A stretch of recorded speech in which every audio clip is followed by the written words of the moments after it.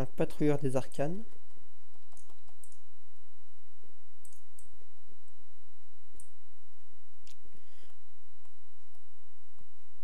Donc ici on se retrouve pour la petite histoire. Alors je suis pas très fort dans l'histoire de WoW, j'ai juste joué à Warcraft 3. Je n'ai pas joué au Warcraft 1 et 2, pourtant ils sont juste géniaux. Ah, j'ai oublié de vous laisser dire, excusez-moi.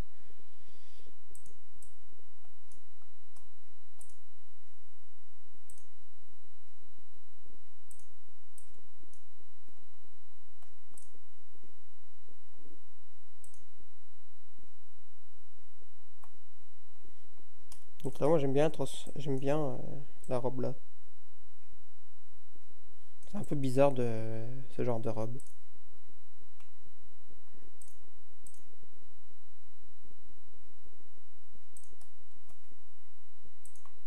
Je vais en profiter pour vendre.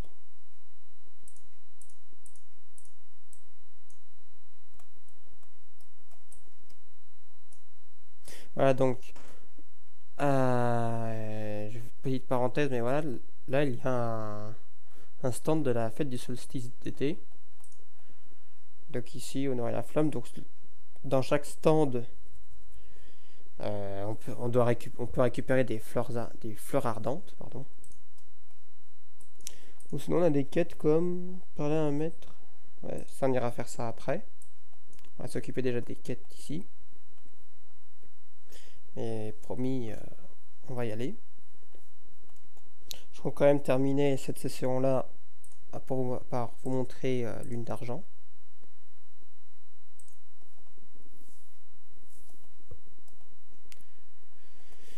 Donc, revenons-en à l'histoire.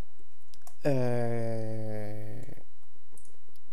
va dire pour commencer, ça a commencé par le chevalier de la mort, Arthas.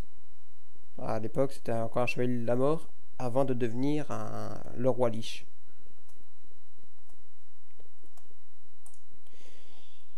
Et pour réanimer un serviteur du roi Lich, il fallait une puissance assez forte, qui était donc le puits du soleil. Donc Arthas, il a décidé d'attaquer les zones ici, notamment les bois des champs éternels. Et on verra que cette attaque a eu de grandes répercussions sur la zone. Là, on la voit pas beaucoup, on la verra après, je vous la montrerai.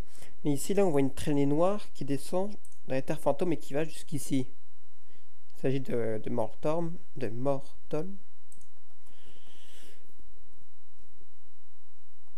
Et donc, c'est quoi que... Ah oui, d'accord. Et donc, on voit donc une grande traînée. Et elle va jusqu'à l'île de Keldanas. L'île de Keldanas, on ne peut pas y aller maintenant. C'est une zone réservée aux joueurs level 68, je crois. 68, 70, je sais plus. Et c'est là que se trouvait donc le puits du soleil qui a été détruit. Et comme maintenant les elfes adoraient cette puissance et que le puits a été détruit, les elfes ont essayé de réparer un petit peu le puits avec je crois des cristaux. Mais certains étaient avaient tellement de soif de ce pouvoir qu'ils sont devenus des déshérités. Ce sont les bestioles qu'on a tuées juste avant, là, dans la zone. Et voilà, donc le bois des champs éternels, comme on voit, il est encore magnifique, tout beau. Grâce à des runes, des pierres qui ont empêché les zones, la zone de devenir comme les terres fantômes. On verra après, mais la zone des terres fantômes, c'est une zone désolée.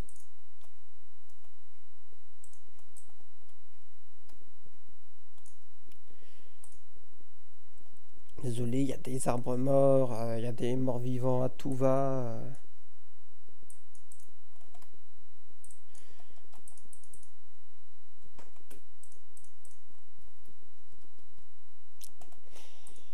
Et voilà donc, et cette bataille, cette attaque, a donné naissance à l'un des persos emblématiques de WoW, qui s'appelle Sylvanas Coursevent. C'est la reine Banshee qui a été tuée par Arthas et réanimée par ce dernier. Et le fait de l'avoir réanimée est devenu... quand on devient mort-vivant, on est beaucoup plus agressif, beaucoup plus méchant en quelque sorte. Et elle a réussi à s'extirper du pouvoir d'Arthas quand ce dernier a commencé à s'affaiblir. Et elle a plusieurs morts-vivants ont également réussi à s'échapper de ce joug, et ils sont devenus les réprouvés.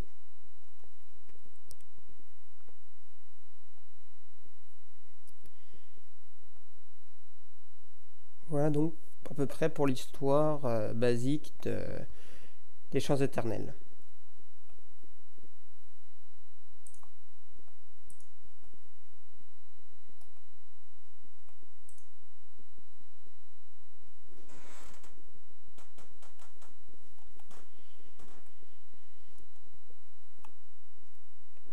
Voilà, on a utilisé près d'un feu de joie pour recevoir l'amélioration figurale de la fête du feu. Et voilà, ça sert de monnaie pour s'acheter on va dire de l'équipement, mais c'est de l'équipement, c'est juste une toute petite robe, c'est juste pour le plaisir de la voir, quoi.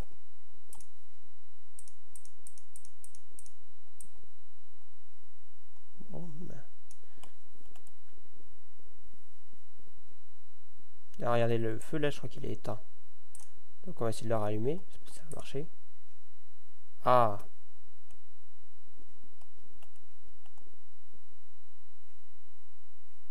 je sais pas si on peut en acheter ici. Non, on peut pas en acheter ici. Donc je vous montrerai après l'une d'argent. Il nous reste encore 20 minutes, on a encore un peu le temps.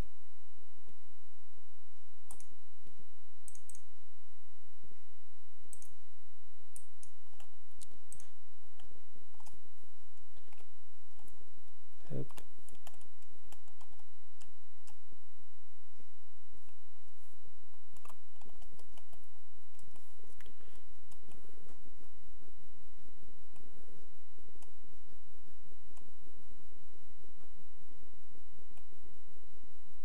Attention. Et je quick le nain.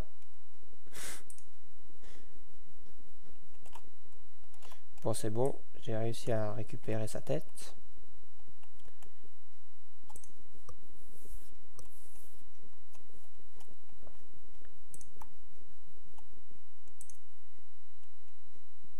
Voilà, donc comme je vous disais aussi, voilà, là j'ai récupéré des étoffes de lin.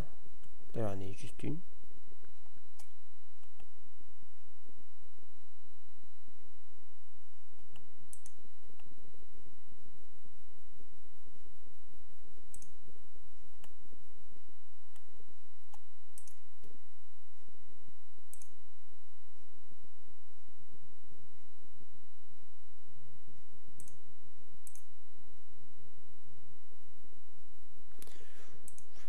Donc c'est sûr, je m'intéresse pas trop au stuff qu'il y a, parce que voilà, si on regarde mon épée, donc on peut voir la différence. Donc à droite, c'est donc l'arme, que je viens d'avoir.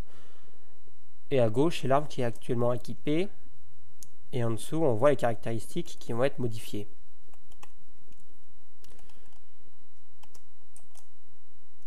Donc voici donc la Malbrèche. Donc voilà, donc Arthas est venu par là. Et il a complètement...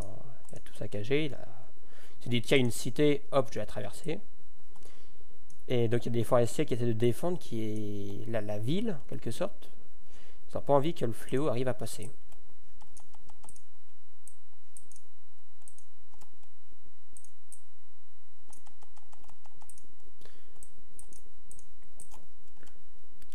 Donc le fléau mort-vivant,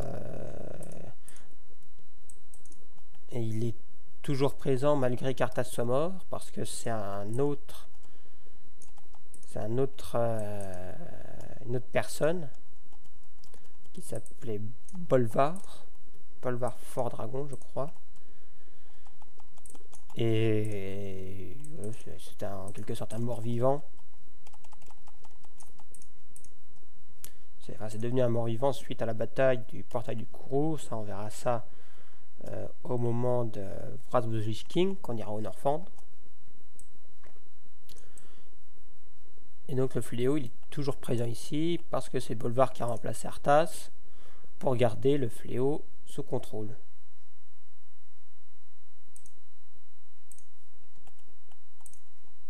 Yeah. Level up.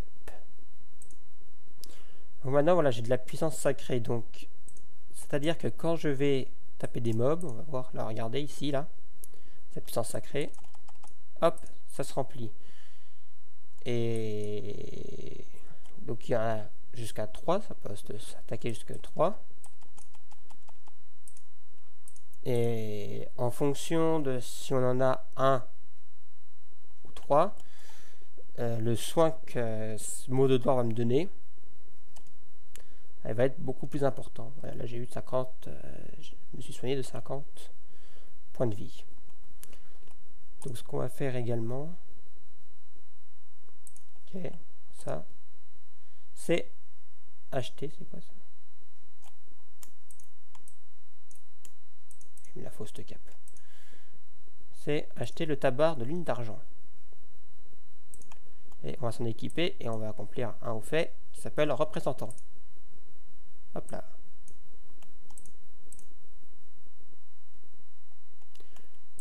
Donc, je vais rendre sa quête à l'autre là.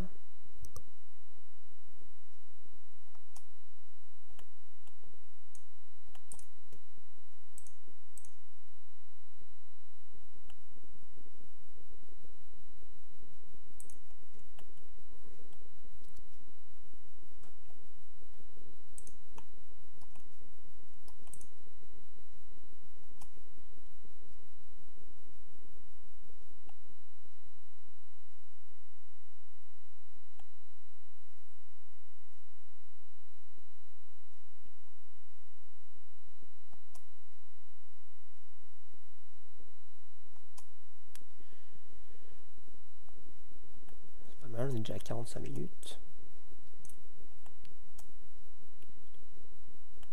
Je suis vraiment très content de faire des vidéos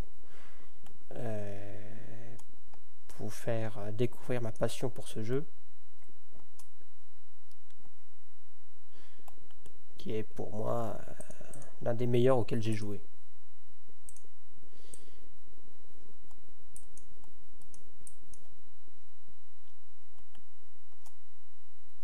Attention, il y a Obélix qui arrive.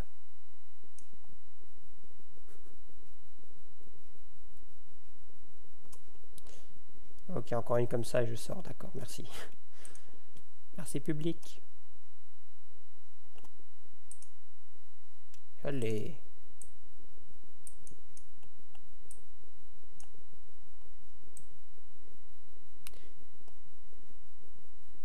Lui, c'est un cochon AGM. Hein. La taille du bestiau, toi. Pour ceux qui ne savent pas ce que c'est AGM, tout simplement c'est comme OGM, mais